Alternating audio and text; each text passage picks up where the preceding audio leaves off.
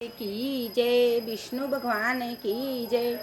प्राचीन समय में भारतवर्ष में एक बहुत ही बड़ा प्रतापी व दानी राज्य करता था। बड़ा ही प्रतापी राजा राज्य करता था और गऊ ब्राह्मण गुरु की सेवा किया करता था। नित्य प्रतिदिन मंदिर में दर्शन करने जाता था, गरीबों को दान देता और प्रजा को अपनी संतान की भांति पालता था। उसके द्वार से कोई खाली हाथ नहीं लौटता था। प्रत्येक गुरुवार को व्रत रखता पूजन करता था। उसकी रानी को ये सब बातें अच्छी नहीं लगती थी, न तो व्रत करती न किसी को एक दमने के दान में देती थी तथा राजा को बेशकों को मना किया करती थी। एक दिन राजा शिकार खेलने वन में गए हुए थे। घर पर रानी उदासी थी, वह महल में अकेली ही थी। उसके समय गुरु विष्णु भगवान बृहस्पति एक साधु का रूप धारण कर भिक्षा मांगने आए। भिक्षा मांगी तो रानी कहने लगी, हे साधु महाराज, मैं दान और पुण्य से तंग आ गई हूँ। मेरे से तो घर का कार्य ही समाप्त नहीं होता है। इस कार्य के लिए तो मेरे पति देव बहुत हैं। अब आप इस प्रकार की कृपा करें कि सब धन नष्ट हो जाते, मैं आराम से रह सकूँ। साधु बोले, हे देव, तुम तो बड़े विचित्र हो। संतान और धन से तो कोई दुखी नहीं होता है, इसको सभी चाहते हैं। पापी पुत्र धन की चाह करता है। अगर आपके पास धन अधिक है तो भूखे मनुष्य को भोजन कराओ, प्याऊ लगाओ, ब्राह्मण को दान दो, कुआं, तालाब, बावड़ी, बाग बगीचा आदि का निर्माण कराओ, मंदिर पाठशाला बनाकर दान दो, कुंवारी कन्याओं का विवाह कराओ, धन को शुभ कर्मों में खर्च करो, जिससे तुम्हारे कुल का यश बढ़े तथा सड़क की प्राप्ति और पितृ प्रसन्न होगी। मगर वह बातें सुनकर रानी बड़ी दुखी हुई, खुश नहीं हुई। साधु ने कहा, हे देवी, जैसे मैं तुम्हें बताता हूँ वैसा ही करना। तुम गुरुवार के दिन घर को अपने गोबर से लिपना, अपने केशों को धोना, केशों को धोते समय स्नान करना, कपड़े धोबी के हाथ धुलने डालना। 7 गुरुवार करने से तुम्हारा सब धन नष्ट हो जाएगा। साधु महाराज के कहने के हिसाब से रानी ने वैसा ही किया। 3 गुरुवार ही बीता था, उसका सब धन नष्ट गया। अब तो वो बहुत ही दुखी रहने लग गई। किसी दिन तो भोजन मिलता, किसी दिन तो जल पीकर ही रह जाती, किसी दिन तो जल भी नहीं मिलता। तो राजा ने कहा कि हे रानी, यहाँ तो मैं रहकर कोई छोटा कार्य नहीं कर सकता हूँ, क्योंकि बड़े मनुष्य यहाँ रहते हैं और मैं राजा हूँ। छोटा कार्य करूँगा तो मुझे शर्म लगती है, तो मैं दूसरे देश में जाकर कुछ कार्य करूँगा और अपने परिवार का आलन पालन करूँगा। राजा ने ऐसा मन में सोचकर दूसरे देश को चला गया, जहाँ कोई नहीं रहता था। साधु महाराज वहाँ पर मिले। राजा से कहने लगे, हे राजा, तुम यहाँ इस सुनसान जंगल में क्या कर रहे हो? राजा ने कहा कि मेरे पास कोई धन नहीं है और मैं कैसे मेरा परिवार का आलन पालन करूं? तो मैं लकड़ियां बटोर कर किसी शहर में बेचने जाता हूं। वहाँ पर मुझे कोई इतना पैसा भी नहीं मिलता है जिसे मैं कुछ बचा सकूं। मेरे पास तो 2 वक्त की रोटी में भी मुझे घाटा हो गया है। मैं क्या करूं, क्या न करूं, मुझे कुछ समझ में नहीं आ रहा है। राजा उसके समीप सर के उसके शीर्षक की पीठ पर हाथ फेरते हुए कहा कि हे राजन, मैं तुम्हें बताता हूँ वैसा ही तुम करो। तुम रोजाना के तेरे यहाँ लोग लकड़ियाँ काट कर किसी शहर में बेचने के लिए जाओ। तुमसे रोज से दुगना धन प्राप्त होगा, जिससे तुम भली भांति भोजन भी कर लोगे तथा तुम्हारे कुछ पूजा का सामग्री भी आ जाएगी और तुम अपने परिवार का आलन पालन भी कर सकोगी। ऐसा मन में सोचकर राजा अपने घर आकर कुछ मन में संतावना लेते हुए लेट गए। उधर रानी और दासी के पास भी धन की कमी हो गई और उसने भी खूब दुखी मन से अपनी दासी से कही कि हे दासी, यहाँ नगर में पास में मेरी बड़ी ही बहन रहती है, बड़े शहर में रहती है, अमुक शहर में रहती है, बहुत धनवान है। तू उनके पास जा और 5 से भजन मांग ला, जिससे कुछ समय के लिए गुजारा हो जाएगा। रानी की दासी आज्ञा लेकर उनकी बहन के घर गई और कहने लगी कि हे रानी जी, आपकी बहन ने मुझे भेजा है, मेरे लिए 5 से भेजे दे दो। रानी की बहन उस समय भगवान विष्णु भगवान की पूजा कर रही थी। उसने उस समय कोई उत्तर न दिया तो बहुत दुखी होकर वह दासी लौट कर अपने रानी के पास आकर बोली, हे रानी, आपकी बहन तो बड़ी ही आदमीन है, छोटे मनुष्य से वह बात भी नहीं करती है, मेरे पास देखा भी नहीं, जवाब देना तो बहुत बड़ी बात है। तो रानी ने कहा कि हे रानी, इसमें उसका कोई दोष नहीं है। जब बुरे दिन आते तब कोई सहारा नहीं देता है। अच्छे बुरे का पता विपत्ति में लगता है। जो ईश्वर की इच्छा होगी वही होगा। हमें तो भगवान भरोसे छोड़ दो। तभी रानी की बहन ने देखा कि मेरी बहन की दासी आई थी, वह तो बिना कुछ बोले ही वह गई, तो बड़ी दुखी हुई होगी। यह सोचकर रानी ने विष्णु भगवान जी का पूजन समाप्त करके अपनी बहन के घर चल दी और कहने लगी कि हे बहन, आपकी दासी आई तब तक मैं गुरुवार की कथा कर रही थी, इसलिए मैंने उसके कोई जवाब नहीं दिया। कहो रानी, दासी किस काम के लिए आई थी? रानी ने सभी बात कही तो वह कहने लगी कि देखो रानी, तुम्हारे घर में भी अनाज रखा हो। ऐसी बात सुनकर वह घर के अंदर गई। देखा तो एक घड़ा बेचर का बड़ा मिल गया। वह घेड़ा बजर का मिला तो बड़ी खुश हुई। दासी ने कहा कि दासी ने कहा कि हे रानी जी, हमको अन्न नहीं मिलता, तुम रोज ही व्रत करते हैं और अन्न के अभाव में रोज ही भूखे रहते हैं। आप अपनी बहन से गुरुवार की कथा, पूजा विधि पूछ लो तो हम भी व्रत किया करेंगे, विष्णु भगवान की पूजा किया करेंगे, जप करेंगे, दीपक जलाएंगे और हल्दी की गांठें गुड़ जल में डालकर केले की पूजा करेंगे। अपनी बहन से सभी पूजा की विधि पूछ लो। रानी ने दासी के कहे मुताबिक अपनी बहन से कही कि हे बहन, विष्णु भगवान बृहस्पति देव जी की पूजा कैसे करते हैं, मुझे भी विस्तार से कहो। रानी की बहन बोली, हे बहन, विष्णु भगवान बृहस्पतिवार की पूजा बड़ी ही सरल है और सौभाग्यवती बनाने वाली है, धन धान्य देने वाली है। इसमें केले की जड़ में पूजा करो, चने की दाल, गुड़, हल्दी की गांठें और मुनका में केले की जड़ में पूजन करने से, दीपक की जलाने से विष्णु भगवान बृहस्पति देव महाराज प्रसन्न होते हैं, अन्न देते हैं और धन देते हैं और हमारी सभी इच्छाएं पूरी करते हैं। रानी की बहन के कहे मुताबिक रानी ने भी और दासी ने भी व्रत करना स्टार्ट कर दिया। उन्होंने गुरु भगवान का व्रत बड़े ही चाव भाव से किया, परंतु वह उस बात के लिए चिंता में थी कि पीला भोजन कहाँ से आएगा। बेचारे बड़े दुखी मन से बैठे हुए थे। विष्णु भगवान बृहस्पति देव जी बड़े प्रसन्न हुए। उनकी पूजा पाठ को देखकर 2 थाल में सुंदर पीला भोजन लेकर आए और दासी को देकर बोले, हे दासी, ये तुम्हारे और आने के लिए भोजन है, तुम दोनों साथ साथ भोजन करना। दासी भोजन पाकर बड़ी प्रसन्न हुई। वह रानी से बोली कि चलो रानी जी भोजन कर लो। रानी को इस विषय में कुछ पता नहीं था। वह बोली कि तू ही भोजन कर, क्योंकि तू क्यों मेरी व्यर्थ में हंसी उड़ाती है। दासी बोली कि नहीं, मैं हंसी नहीं उड़ा रही हूँ। एक महात्मा हम दोनों को 2 थाल में सुंदर पुलाव भोजन दे गए हैं, इसलिए हम और तुम साथ साथ भोजन करेंगे। तभी रानी ने गुरु भगवान का कोटि कोटि धन्यवाद करते हुए भोजन प्रारंभ किया और वह हर गुरुवार का व्रत और पूजन करने लग गई। व्रत और पूजन करने से विष्णु भगवान जी की असीम असीम कृपा होने से उनके पास फिर से पहले से भी अधिक धन हो गया। फिर आलस्य करने लग गई। तभी दासी ने कहा कि हे रानी, तुम्हें धन के रखने में इतना आलस्य होता है। बड़ी मुसीबतों के बाद हमने धन पाया है, इसलिए हमें दान पुण्य करना चाहिए तथा भूखे मनुष्य को भोजन कराओ, प्याऊ लगाओ, ब्राह्मण को दान दो, कुआं तालाब बाड़ी बाग बगीचा आदि का निर्माण कराओ, मंदिर पाठशाला बनाकर दान दो और कंवारी लड़कियों का विवाह कराओ, कंवारियों का विवाह कराओ, ब्याड़ा का मुकलावा करो, योगा भवन करो, धन धान्य की खूब दान करो, जिससे हमारा कुल का यश भी बढ़ेगा और स्वर्ग की भी प्राप्ति होगी और पितृ देवता भी प्रसन्न होंगे।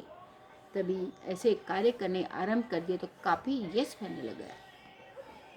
एक दिन रानी और दासी ने विचार किया कि न जाने राजा किस प्रकार से होंगे, उनकी कोई खोज खबर नहीं है। उन्होंने कहा तो विष्णु भगवान जी के सामने उन्होंने प्रार्थना की और विष्णु भगवान जी ने राजा के स्वप्न में कहा, हे राजा उठो, तुम्हारी रानी तुमको याद करती है, अपने देश को चलो। राजा प्रातः काल उठा विचार करने लगा कि न जाने कौन से पूर्व जन्म के कर्म से मेरे लिए दुख प्राप्त हुआ है और उसी साधु की बात करके रोने लग गया जो कि जन्म में मिला था। तत्काल विष्णु भगवान पतिदेव साधु के वेशधारी में आ गए और कहने लगे, अरे भैया, तुम क्यों बैठे हो और क्यों रो रहे हो? तभी विष्णु भगवान जी ने कहा, उनकी सशक्ति पीठ के ऊपर हाथ फेरते हुए कहा, मैंने कहा था तुम गुरुवार की कथा करो, विष्णु भगवान की पूजा करो, तुमने कथा नहीं करी, पूजा नहीं करी, इसीलिए तुम्हारे लिए धन की कमी हो गई है। अब मेरा कहना मानकर तुम विष्णु भगवान विष्णुदेव की पूजा करो, तुम्हें पहले से अधिक धन मिलेगा, जिसे तुम भली भांति अपनी रानी और दासी को भी उनका भी सभी विचार समझ लोगे और उनसे मिल भी पाओगे। विष्णु भगवान बृहस्पति देव जी की कृपा से वह गुरुवार की कथा विष्णु पूजन करने लग गया।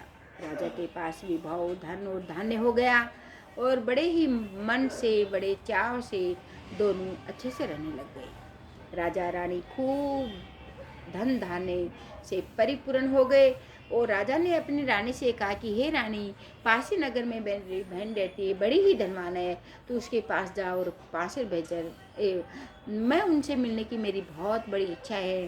पासी नगर में मेरी बहन है, मेरी मिलने की इच्छा है, मेरी जाने की तैयारियां करो। राजा के कहे मुताबिक रानी ने बहुत सारी बहन के वहाँ भेजने के लिए बहुत सारी तैयारियां की, वस्त्र आभूषण देकर पति को दिया और राजा चलने को तैयार हुआ। जैसे ही राजा निकला, देखा, राजा ने विचार किया कि 7 रोज में तो सभी लोग विष्णु भगवान विष्णुदेव जी की पूजा करते हैं, परंतु मैं रोजाना दिन में 3 बार कहानी कहा करूँगा, रोज व्रत किया करूँगा। अब हर समय राजा के दुपट्टे में चने की दाल, गुड़ की भेली, हल्दी की गांठें, रुपया सब बंधा रहता था। राजा ने देखा कि कुछ आदमी मुर्दे को ले के जा रहे हैं। उन्हें राजा ने उनको रोका और कहा, अरे भैया, मेरी विष्णु भगवान विष्णुदेव की कहानी सुन लो। वो बोले, लो, हमारा तो आदमी मर गया, उसकी अपनी कथा की पड़ी है। परंतु कुछ आदमी बोले, अच्छा कहो, हम तुम्हारी कथा भी सुनेंगे। राजा ने दाल निकाली। जब कथा आधी हुई थी कि वह मुर्दा हिलने लग गया। जब कथा समाप्त हो गई तो राम राम करके मनुष्य खड़ा हो गया। अब तो राजा की दसों दिशाओं में प्रशंसा और मान सम्मान बढ़ने लगा। जैसे ही राजा थोड़ा हटा और हटते ही देखा कि एक किसान अपने खेत में हल चलाता मिला।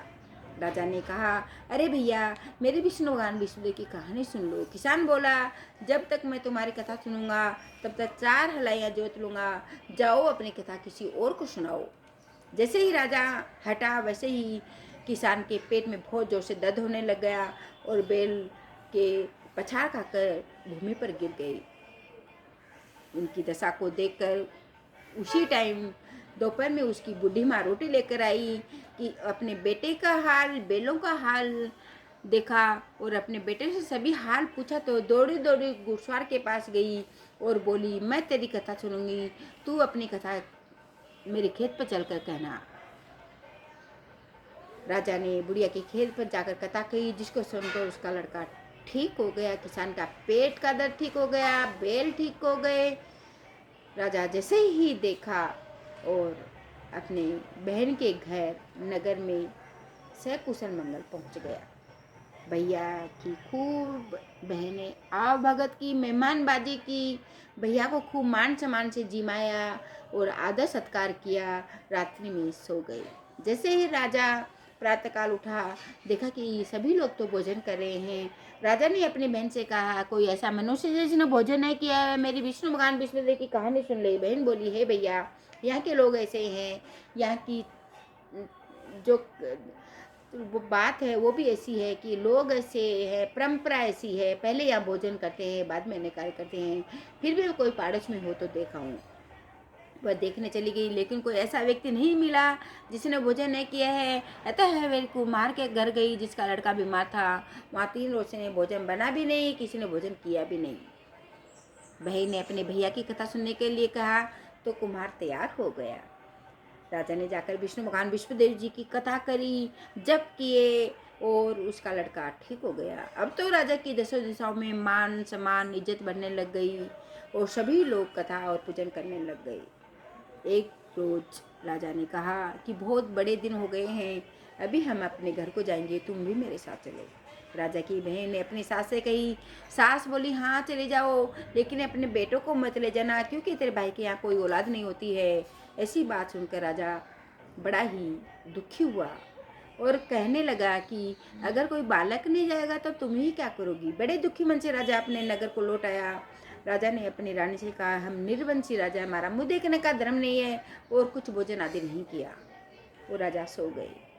रानी ने बड़ा ही विनम्र भाव से कहा कि हे स्वामी, हे राजन, विष्णु भगवान जी ने सब कुछ दिया है, औलाद को छोड़कर धन धान्य परिपूर्ण हमें सब कुछ दिया है, और हमारे हाथ में 56 करोड़ रुपए कैश दिए हैं।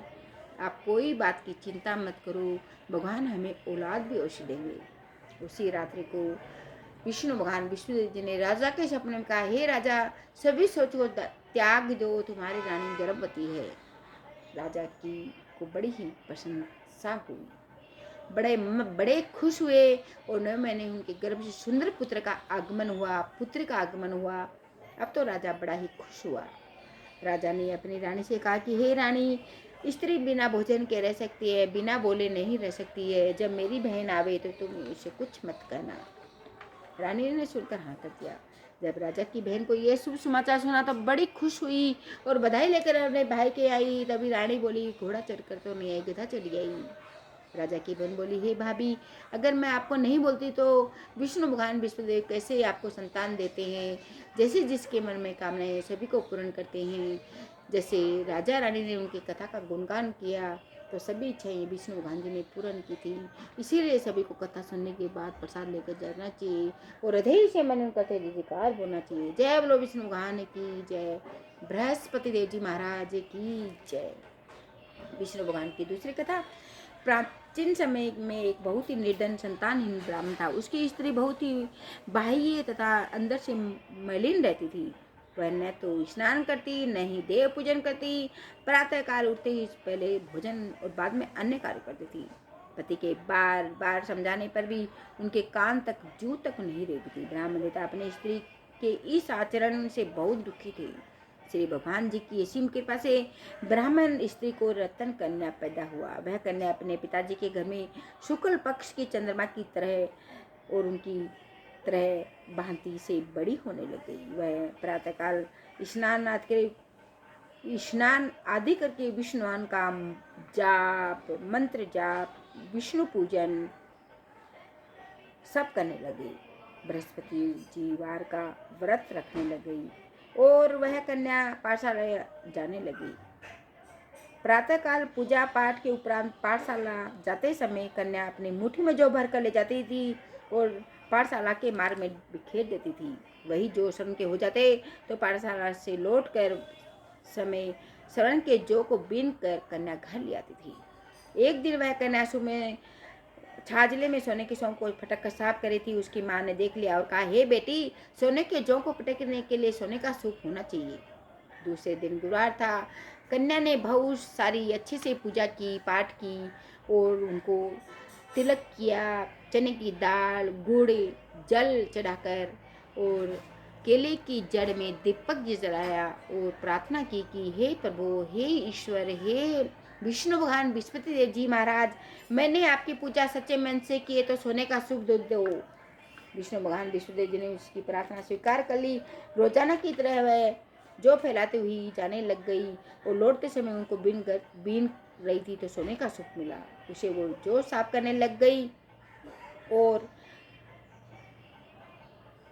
उसी समय उस शहर का राजपुत्र वहां होकर निकला। इस कन्या के रूप लावण्य को देखकर मोहित हो गया और अपने घर आकर भोजन देना जल त्याग कर उदास हो लेट गया। राजा को जब इस बात का पता लगा तो अपने प्रधानमंत्री के साथ उसके पास गए और कहा कि हे वत्स, हे पुत्र, तुम्हें किस बात का कष्ट है? किसी ने तेरा अपमान किया है? किसी वस्तु की चाहना है क्या? था और कोई कारण हो सको, मुझसे कोई गलती होगी तो वो बताओ, मैं वही कार्य करूँगा जिससे तुम्हें प्रसन्नता हो। राजकुमार ने अपने पिताजी की बातें सुनकर कहने लगा, हे पिताजी, मेरा आपसे कोई अपमान नहीं हुआ है और नहीं मुझे कोई दुख मिला है। मुझे किसी वस्तु की चाहना भी नहीं है और आपने कोई कमी रखी भी नहीं है। मुझे आपकी कृपा से कोई बात का दुख नहीं है और आपने मेरा आलन पालन बड़े ही लाड प्यार से किया है। मुझे आपसे कोई शिकायत नहीं है। राजा ने कहा, फिर कौन सी बात है? क्यों उदास हो सो कहो। राजकुमार ने राजा से सब बात कह डाली। अपने मन की बात राजा से कही कि हे पिताजी, मैं उस लड़के के साथ विवाह करना चाहता हूँ जो सोने के सूप में सोने के जौ को पटक कर साफ कर रही थी। राजकुमार की बातें सुनकर राजा आश्चर्य में पड़ गया। राजा ने राजकुमार से कहा, हे पुत्र, मैं तुम्हारा उस लड़की के साथ विवाह ऐसे करा दूंगा, परंतु उस कन्या का पिता तुम ही बताओ। राजा ने मंत्री को उस कन्या के पिताजी के पास अपने पुत्र का विवाह का प्रस्ताव रखा। कन्या के पिताजी ने राजकुमार के साथ अपनी कन्या का विवाह स्वीकार कर लिया।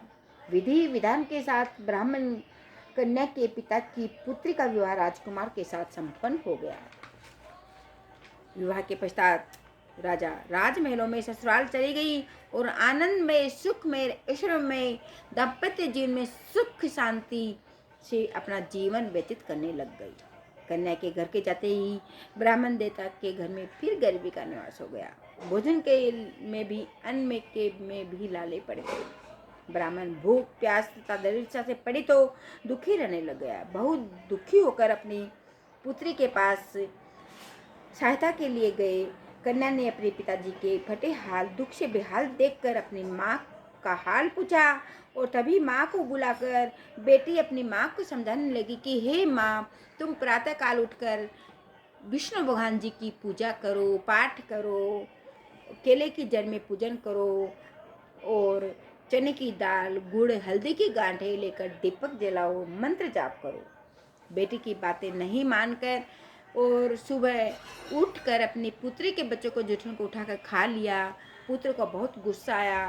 रात कोठ में सभी सामान निकालकर अपनी माँ को उसमें बंद कर दिया। प्रातःकाल उसे निकाला, स्नान आदि करा के पाठ करवाया तो उसकी माँ की बुद्धि ठीक हो गई। फिर विष्णु भगवान जी का मंत्र जाप करवाया, कथा करवाई और हल्दी की गांठें, चने की दाल, गुड़ चढ़ाकर, दीपक जलाकर विष्णु भगवान जी का मंत्र जाप किया, कथा करी। उसके करने से उसकी माँ की बुद्धि ठीक हो गई। वह प्रत्येक गुरुवार का व्रत रखने लग गई। ब्राह्मण देवता भी विष्णु भगवान विष्णुदेव की पूजा करने लग गए। उनके पूजा पाठ के प्रभाव से ब्राह्मण देवता और ब्राह्मणी बहुत ही धनवान हो गए। उनके पास भी ऐश्वर्य में, सुख में, आनंद में वह जीवन बिताने लग गए और संसार के सभी सुखों से परिपूर्ण होकर स्वर्ग लोक को सिधार गए। ब्राह्मण देवता ब्राह्मणी दोनों अपने स्वर्ग लोक में सिधार गए और सुख शांति ऐश्वर्य में अपना जीवन बिताते हुए ब्राह्मण देवता की लड़की, राजा का लड़का सुख शांति से अपना जीवन सेवन निष्ठा जीने लग गए। सभी को प्रसाद लेकर जाना चाहिए और विष्णु भगवान जी का जय जयकार करते हुए, हृदय से मनन करते हुए उनका जय जयकार करो और उनको सादर प्रणाम, कोटि कोटि विनती करते हुए क्षमा याचना करो। विष्णु भगवान विष्णुपति देव जी महाराज, जैसे आपने राजा रानी और ब्राह्मण देवता ब्राह्मणी और राजा का कुंवर और ब्राह्मण देवता की लड़की का गुणगान सुना, उनकी सभी इच्छाएं पूर्ण की, ऐसी हमारी भी सभी इच्छाएं पूरी करो और हमें भी धन धान्य से परिपूर्ण करो। सभी को प्रसाद लेकर जाना चाहिए। हृदय से उनका मनन करते हुए जय जयकार बोलना चाहिए। जय बोलो विष्णु भगवान की जय, बृहस्पति देव जी महाराज की जय। ओम जय बृहस्पति देवा, ओ स्वामी जय बृहस्पति देवा।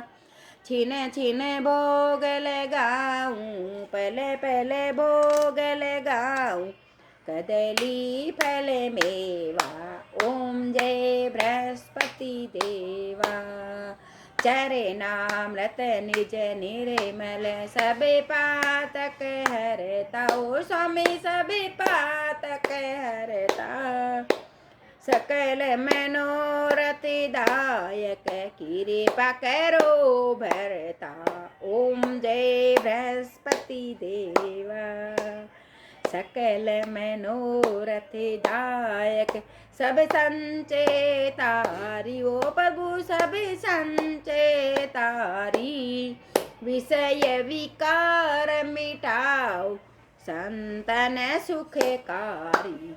ओम जय बृहस्पति देवा। ओम जय बृहस्पति देवा। ओ स्वामी जय बृहस्पति देवा। तुम्हें को निस दिन ध्याऊं, विष्णु जी को हर दिन ध्याऊं, सुख संपत्ति पाऊं। ओम जय बृहस्पति देवा, ओम जय बृहस्पति देवा। प्रणाम।